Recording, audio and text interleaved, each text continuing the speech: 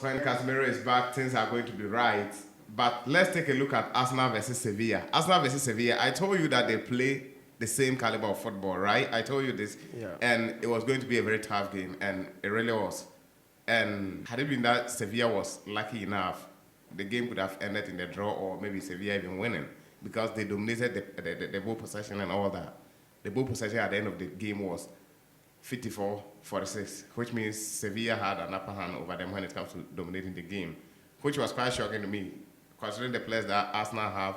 Someone like Odegaard, a top-notch player. Declan Rice, he's a top player, and they could not control the game how they wanted it to be controlled. It was quite embarrassing from the Arsenal perspective, but quite interesting from the Sevilla standpoint.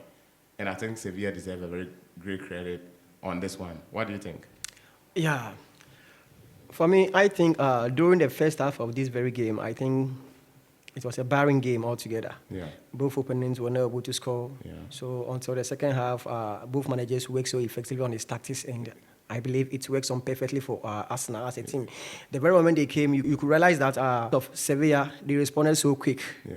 And don't forget about Gabriel Jesus. It's one of the experienced players in the Europe, and when you go to Brazil too, he's also a top scorer in the Brazilian setup. So he also showed up.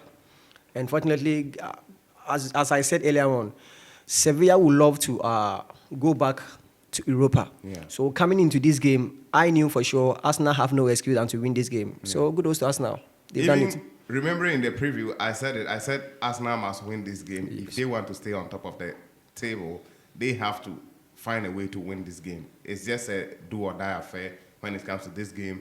But it was quite interesting to me. And the scoreline I predicted 2-1 for Arsenal. And it's quite like that. So I think going further, Arsenal, they haven't convinced me that much.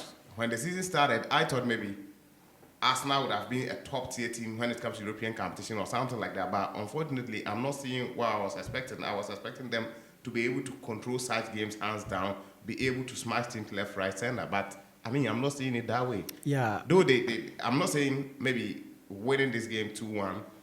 The results is the most important thing because this is a knockout. This is a competition that you have to get into the knockout stage to be able to get certain amount of money from uefa or something. So the most important thing is getting the 3 points.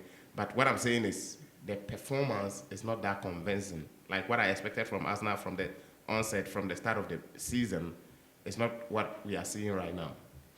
Yeah, I think Arsenal for some time they were off in Champions League, and their competition was much more in that of Europa. Yeah. And Arsenal going back to Spain, that's Ramon Sanchez Pizjuan. I think it was one of the it wasn't going to be an easy game. And the experience of Sergio Ramos impacted the game somehow, some way. It impacted the game, and I think they quite had a plan.